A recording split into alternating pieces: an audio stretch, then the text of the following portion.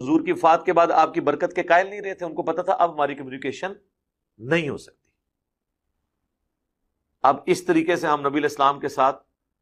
گفت و شنید نہیں کر سکتے، اپنے پرابلمز ان کے ساتھ اس طریقے سے ڈسکس نہیں کر سکتے۔ بسم اللہ الرحمن الرحیم۔ مرزا محمد علی نے ایک عجیب و غریب سی سٹیٹمنٹ دی ہے جس میں اس نے یہ کلیم کیا ہے کہ جتنی بھی آپ روایتیں بیان کرتے ہیں انبیاء سے یا اولیاء سے مدد مانگنے کی، وہ سب ان کی ظاہری حیات میں تھی جب ان کے ساتھ ہم انٹریکشن کر سکتے تھے، جو فزیکل اپیئرنس تھی ان کی۔ اب کیونکہ یہ چیزیں نہیں ہیں لہٰذا اب ہم قطعاً بھی ان سے کوئی فائدہ حاصل نہیں کر سکتے، وہ بالکل دنیا سے جا چکے ہیں، ان کو یعنی مطلب یہ ہے کہ ہمارا کسی طرح بھی ان کی رابطہ ممکن نہیں ہے، لہٰذا ہم ان سے کوئی بھی چیز مانگ نہیں سکتے، مدد نہیں مانگ سکتے، نہ ہماری مدد کر سکتے۔ یہ مفہوم خلاصہ۔ اب ہم اس بات کو سمجھنے کی کوشش کریں گے، کیا جو دنیا سے چلے گئے، وصال کر گئے، ان کی کوئی ہم سے کوئی رابطہ ممکن ہے، ہو سکتا ہے، کیا وہ رابطہ ثابت بھی ہوا بعد میں کہیں کبھی؟ اس پر انشاءاللہ مختصراً میں کوشش کروں گا اس پر بات کرنے کی۔ زندہ وصال شدہ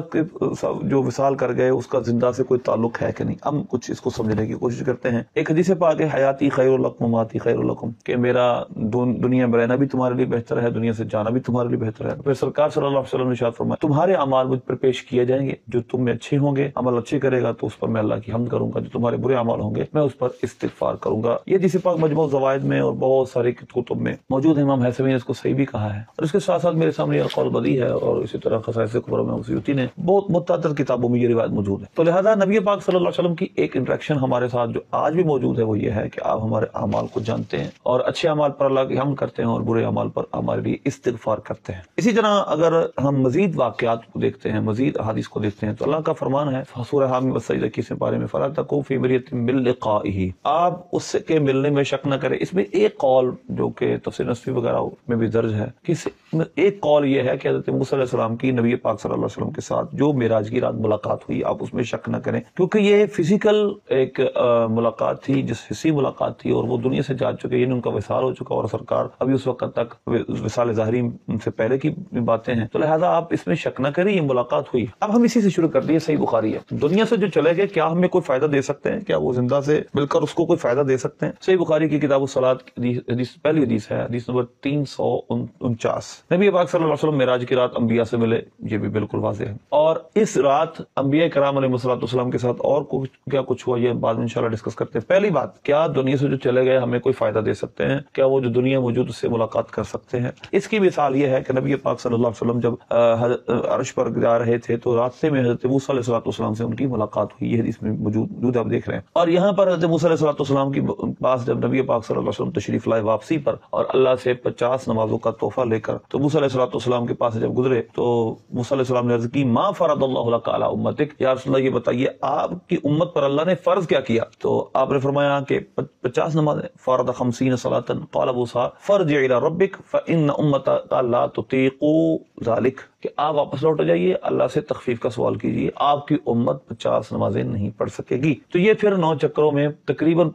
9 چکر لگے اور 45 نمازیں معاف ہوئی، 5 رہ گئی۔ تو یہ وہ آج قیامت تک کا وہ فائدہ ہے کہ جو دنیا سے ایک ہستی تشریف لے گئی، اس نے ہمارے حق میں اتنا فائدہ ہمیں دیا کہ اب 50 نمازیں قیامت تک 45 معاف ہو گئی، 5 رہے گی، اور 50 کا ہمیں ثواب ملتا رہے گا۔ یہ کیا ہے؟ ایک وہ جو دنیا سے ہستی تشریف لے گئی اس کا ہمیں فائدہ، جو نبی پاک صلی اللہ علیہ وسلم سے ان کی ملاقات ہوئی، اور فائدہ وہ قیامت تک ہم اٹھاتے رہیں گے۔ تو لہذا یہ پہلی مثال میں نے آپ کے سامنے دی ہے۔ اسی طرح یعنی کہ یہ بنیادی طور پہ مثال یہ ہے کہ جو دنیا سے چلے گئے وہ ہمیں فائدہ دیتے ہیں۔ اچھا، یہ پہلی مثال اس کی جو نے دی ہے، اور اس سے انٹریکشن ہو سکتا ہے۔ اب انٹریکشن کیسے ہو سکتا ہے یہ الگ بحث ہے، لیکن ممکن ہے۔ آگے چلتے ہیں، حضرت موسیٰ علیہ السلام، حضرت ابراہیم علیہ السلام، حضرت الیاس علیہ السلام، مختلف انبیاء کرام علیہ السلام سے نبی پاک صلی اللہ علیہ وسلم کی اس دنیا میں ملاقات ثابت ہے۔ معراج کی رات، یہ مسلم شریف کی حدیثیں آپ کے سامنے چل رہی ہیں، اور کتب حدیث میں بھی ہیں۔ تو صحیح مسلم کی حدیثیں جو میں نے پہلے بھی نبی پاک صلی اللہ علیہ وسلم کی حیات ظاہری پر پورا میرا ایک کلپ تھا، اس کے اندر میں نے یہ سارے ریفرنس دیے تھے، اور اس جگہ بھی آپ دیکھ رہے ہیں کہ صحیح مسلم میں یہ روایتیں موجود ہیں۔ نبی پاک صلی اللہ علیہ وسلم نے فرمایا، میں موسیٰ علیہ السلام کی قبر کے پاس سے گزرا، فإذا هو قائم يصلي، وہ کھڑے نماز پڑھ رہے تھے۔ پھر اسی طرح آپ نے فرمایا کہ میں ابراہیم علیہ السلام کے پاس سے گزرا، وہ کھڑے نماز پڑھ رہے تھے۔ اب قطن یہاں پر یہ مراد ہے کہ روحیں کھڑی تھی، نبی پاک صلی اللہ علیہ وسلم فرمایا وہ کھڑے نماز پڑھ رہے تھے۔ اب کھڑے ہونے کا، بیٹھنے کا تعلق روح سے تو نہیں ہے، روح ایک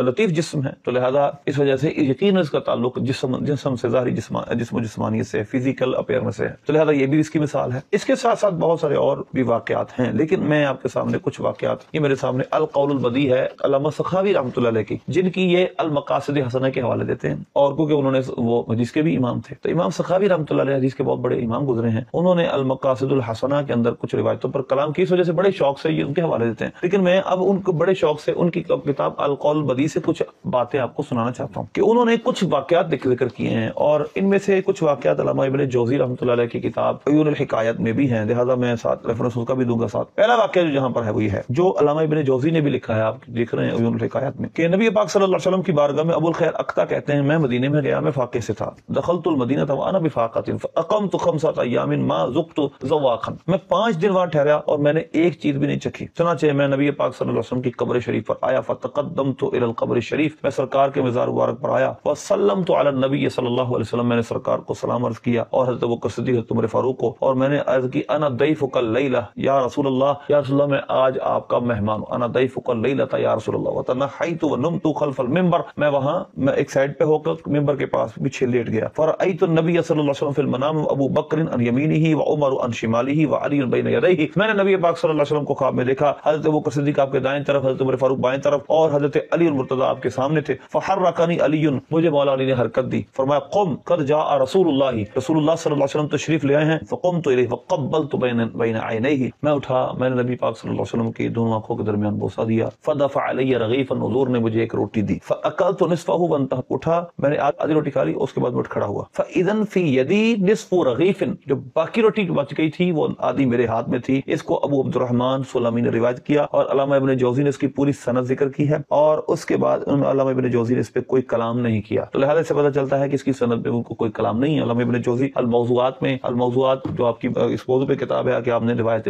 موضوع پہ پوری کتاب لکھی ہے، تو آپ تو اس بارے میں بڑے مشہور ہیں، اور یہ مرزا ان کے حوالے بھی دیتا ہے اس حوالے سے، اس وجہ سے ان کا اس واقعے کو درج کرنا بڑا اہمیت رکھتا ہے۔ اسی طرح کے ایک اور واقعہ جو کہ القول بدیع میں ہی صفحہ نمبر 339 پہ موجود ہے، کہ حضرت حافظ ابو بکر مقری کہتے ہیں، اور یہ کہتے ہیں میں کنت انا و طبرانی و ابو شیخ فی مدینہ النبی صلی اللہ علیہ وسلم فضاق بنا الوقت، اس طرح تھا کہ میں، امام طبرانی اور ابو شیخ، یہ تینوں محدث تھے، یعنی حدیث کے امام طبرانی، جو امام طبرانی مشہور ہے، ہم مدینہ شریف میں تھے، وقت تنگ ہو گیا، اور فواصلنا ذلك اليوم فلما كان وقت العشاء، یعنی مطلب کچھ کھایا پینے، عشاء کا وقت ہو گیا، حضرت الى قبر الشریف، میں نبی پاک صلی اللہ علیہ وسلم کی قبر مبارک پر حاضر ہوا، قلت یا رسول اللہ الجوع، میں نے عرض کی یا رسول اللہ بھوک، فقال للطبرانی اجلس، میرے امام طبرانی نے فرمایا بیٹھ جا، فاما يكون الرزق او الموت، اب یہاں جہاں تو رزق ملے گا یا موت آئے گی، فقمت انا ابو شیخ، میں کھڑا ہوا اور ابو شیخ، راوی کہتے ہیں میں اور ابو شیخ، فحضر البابا، میں دروازے، وہ علوی، اسی دوران دروازے پر ایک علوی بزرگ تشریف لائے، ففتحنا له، ہم نے اس کو دروازہ کھولا، ان کے ساتھ فاذا غلامان زنبیلین، 2 غلام تھے جن کے پاس 2 زنبیلیں تھی، 2 ٹوکریاں تھی، فیہما شیء کثیر، ان کے پاس بہت بڑی چیز تھی، یعنی بہت زیادہ ان کے پاس کھانے پینے کا سامان تھا، انہوں نے پھر فرمایا اے قوم شکیتمونی الی النبی